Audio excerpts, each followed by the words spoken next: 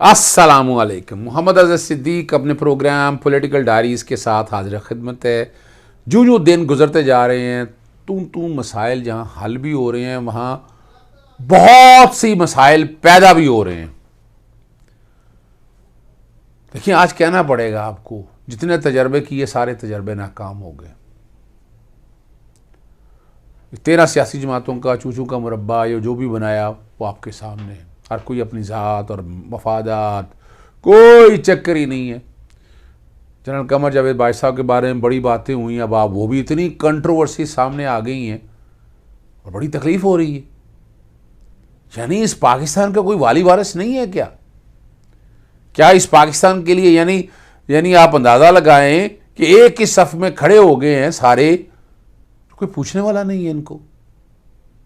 और जिस तरह लूट मार चल रही है, जिस तरह तबाही हो रही है इस मुल्क की, ये सोचना तो पड़ेगा आपको। ये सोचने वालों को सोचना है। और एक तबका अब जो कह रहा है कि इलेक्शन नहीं होने, क्या इलेक्शन वाकई नहीं होने? अगर इलेक्शन वाकई ही नहीं होंगे तो फिर तो बड़े मसाइल पैदा होंगे। आपको एक वर्किंग रिलेशनशिप ऐसे बनाना ही है कि जहाँ इस मुल्क को आगे लेके जाना है, वो माइंड, वो इंटेलेक्चुअल इकट्ठे करने हैं कि इस मुल्क को बचाओ भाई। ये मुल्क है तो हम हैं, ये मुल्क नहीं है तो कुछ नहीं है। ये सोचने वाली बात है।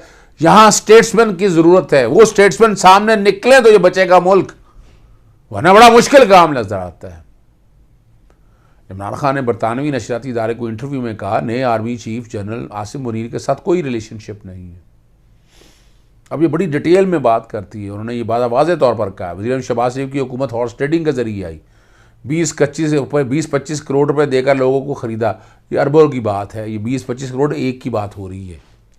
और जनरल कमर जावेद बाजवा के बारे कहते हैं, हमारे ऊपर बिठाने के लिए उनकी मदद की। 1100 अरब की करप्शन के वो कह रहे हैं केसेस ख़त्म किए।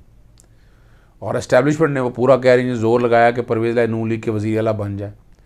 लेकिन परवेज़ लाई ने हमसे वफ़ादारी निभाई और हमारी वफ़ादारी वापस देनी थी। अब यह है कि तरीफ़ इंसाफ में जम होकर वो पार्टी का हिस्सा बन जाएंगे। और हुकूमत गिराने के बाद उनसे हुकूमत संभाली नहीं गई। और जनरल वो कह रहे हैं कि जनरल कमर जावेद को बताया कि ये साजिश कामयाब हुई तो कोई मुशत संभाल नहीं सकेगा। अब उनसे मुशत संभाली नहीं गई।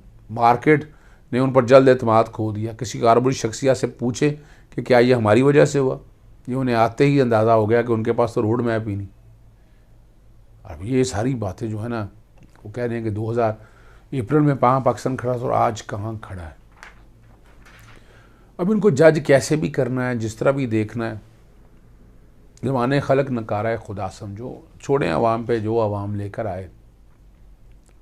और मरीम नवाज़ जो है वो ट्वीट मेरा देख लीजिएगा, 22 जनवरी को आ रही हैं और लॉन्चिंग पैड पे जुनैद सफदर को ला रही हैं। यानी सियासत में अब जुनैद सफदर बैठ के कुछ फैसले करेगा। अब यहाँ से ये सीरियसनेस देख लें। वो भाई इस मुल्क को आगे लेके जाओ, ये छोड़ दो रवायती ख़ानदानी सियासत। क्या करना है इस मुल्क के साथ तुम लोगों ने? अब अगला बड़ा अहम इशू है वो नैब क्या है। और जिस किसी ने भी अक्लमंद ने इनको मशवरा दिया, ये अपने दाल में खुद फंस चुके हैं PDM वाले। यानी ये 35 लोगों का इस्तीफ़ा देना, ये डर गए कि इमरान खान जो है असेंबली में ना आ जाए। भाई ये तरीके तो इमरान खान आज भी नहीं ला सकता, अक्सरियत ही नहीं है। जब तक बड़ी सियासी जमातें साथ जाके मिलेंगी नहीं।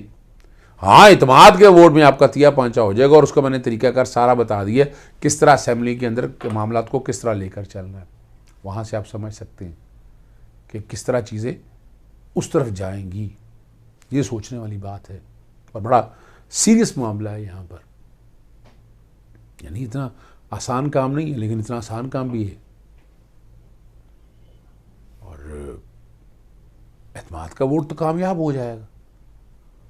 जो स्ट्रेटजी इमरान खान ने बनाई है वो बड़ी ज़बरदस्त है। अपोजिशन लीडर को उठा के बाहर फेंकेंगे।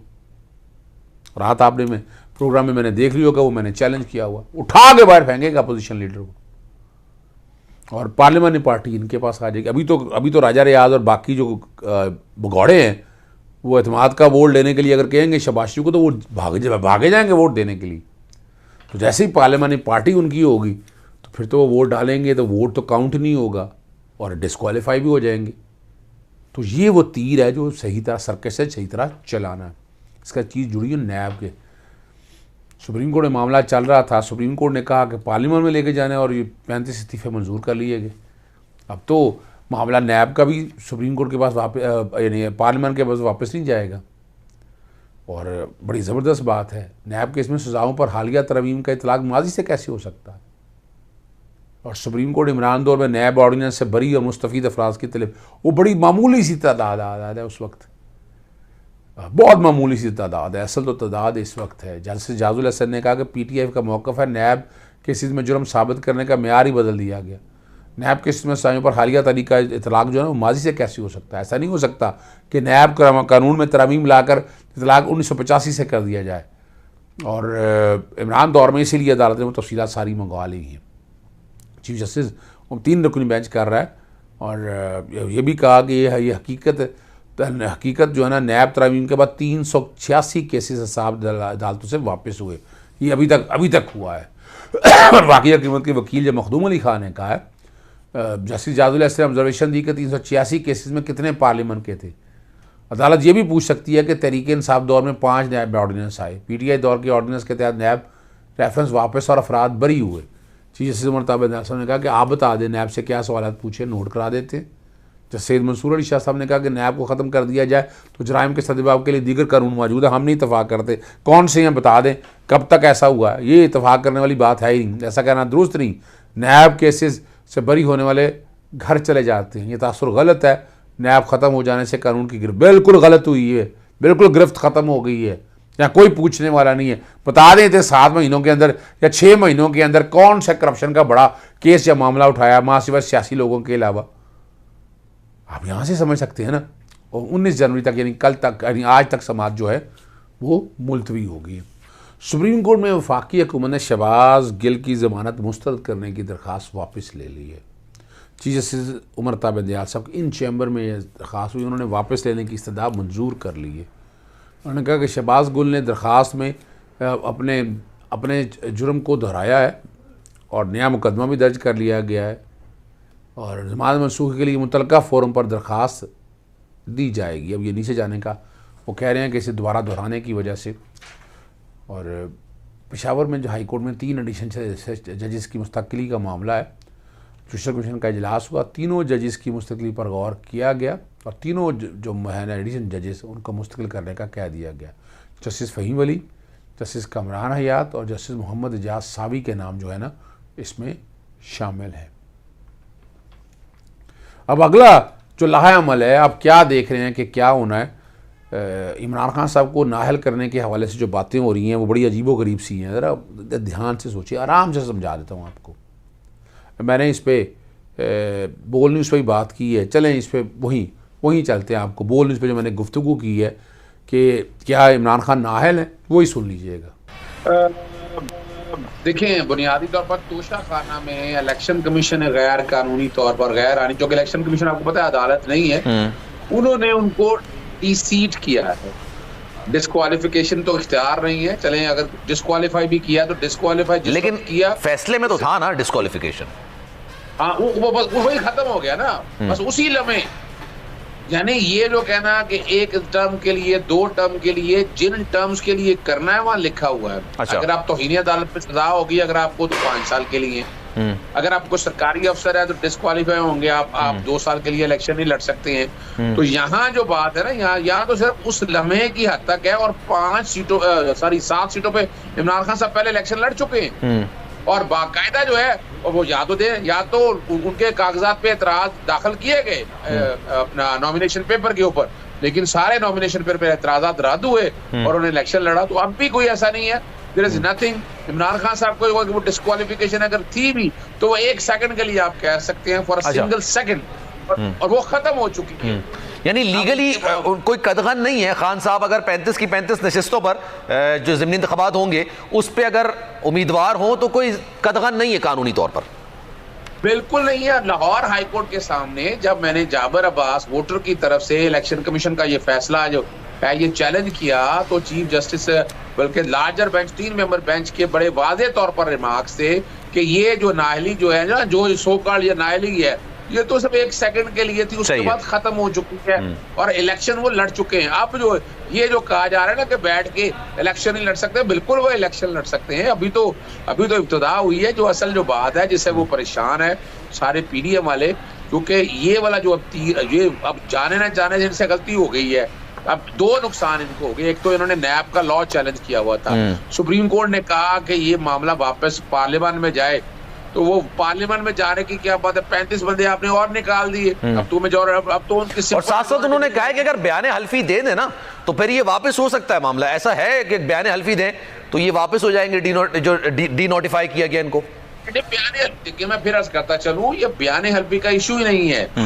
लेकिन ये कौन सा सादक और अमीन वाला, नहीं वो तो सियासी इशू तो है। मैं तो कानूनी मामलात पर आपसे कह रहा हूं ना कि अगर वो कह दें कि भाई ये इस्तीफे हमने नहीं दिए थे तो ये डी नोटिफिकेशन खत्म हो जाएगा। यही तो बात है ना यहाँ पर बैठ के। लेकिन ये क्या कर दिया, अब ये खाली से अगर तो वहां स्पीकर की हद तक होता ना, ये तो मामला इलेक्शन कमीशन की फुर्तियां देखें आप। इलेक्शन कमीशन हाथ में हाथ डाले बैठा हुआ है, ये मैं बता दूं आपको, और वो उनका लाइन चल रहा है। इलेक्शन कमीशन ने तो ऐसे जैसे ही वहां आया, जैसे नोटिफिकेशन तैयार किया बैठा था, और उसी वक्त टाइम। बड़ी दिलचस्प बात ये, वो जो 20 निशिस्तों पर इंतखाबात हुए थे ना, उसमें जो खुसूसी निशिस्तें थी उसका नोटिफिकेशन एक अरसे तक पेंडिंग था, वो जारी नहीं किया गया था, और कल आनन फानन इस्तीफे मंजूर और नोटिफिकेशन जारी। अच्छा मैं इसे अगली बात भी बता दूं आपको, इलेक्शन कमीशन देखिए, इलेक्शन कमीशन की ठीक है जो साख है उसमें इतने निशान पड़ चुके हैं। मैं अब चूंकि ये बात के साथ साथ एक बात मैं जोड़ दूं, जितने केयर टेकर सेटअप है, ठीक है सर मैं माजरत चाहूंगा क्योंकि एमक्यूएम की धमकी सुन लीजिएगा फारूक सत्तार ने क्या दी है, जो बड़ी मजेदार है। एतमाद का वोट नहीं देना, अब जरा देखिएगा तमाशा क्या होता है। लोकल गवर्नमेंट के इलेक्शनों में जो कुछ इनके साथ हो गया, उन्हें समझ आ गई है कि चूना लग गया है।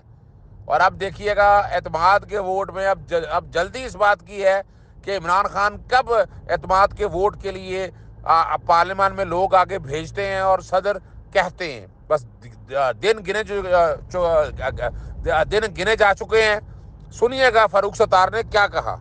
बिजली पानी पहले बंद, अबे सब कुछ जब हमारा बंद और माहिदे हमारे साथ हो और हमें चुना हमारी हल्का बंदियों में हाथ, तो फिर अब एतमाद का वोट लेने बेटा आओगे। अब बेटा अगर एतमाद का वोट लेने आओगे तो एक खरा सवाल और मासूमाना सवाल सुन के जाओगे। और वो खरा और मासूमाना सवाल क्या है? वजीर आजम शहबाज शरीफ, आसिफ अली जरदारी साहब, मौलाना फजलुर रहमान, जामिन और माहिदे के एग्जीक्यूटिव, सबसे ये सवाल, अब अगर आओगे एतमाद का वोट लेने तो खालिद भाई आपकी इजाजत से हमें ये पूछने का हक है कि भाई अब हम आपको क्यों वोट दें? हमने तो अपना सब कुछ पाकिस्तान को भी दिया गैर मशरूत, आगे भी देंगे गैर मशरूत, लेकिन तुम्हें वोट क्यों दें? तुमने कराची के लिए क्या किया? सर्कुलर ट्रेन चली नहीं चली? 65 करोड़ यौमिया इजाफी, 65 करोड़ गैलन यौमिया इजाफी पानी का मंसूबा शुरू हुआ नहीं हुआ?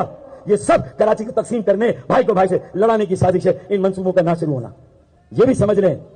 तो फिर वही वाली आखिरी बात कि अब बेटा आओगे तो इस सवाल का इत्मीनान बख्श, तसल्ली बख्श जवाब दोगे तो एतमाद का वोट लोगे, वरना ये एतमाद का वोट हम आइंदा के लिए संभाल के रखेंगे। और ये तय है कि अब सरफराज भी धोखा नहीं खाएगा, इंशाअल्लाह अब धोखा नहीं खाएगा, बहुत धोखे खाए। जी आपने वो मेरी गुफ्तगू सुन ली, इजाज़त चाहता हूँ। अस्सलाम वालेकुम, अल्लाह हाफ़िज़, पाकिस्तान जिंदाबाद।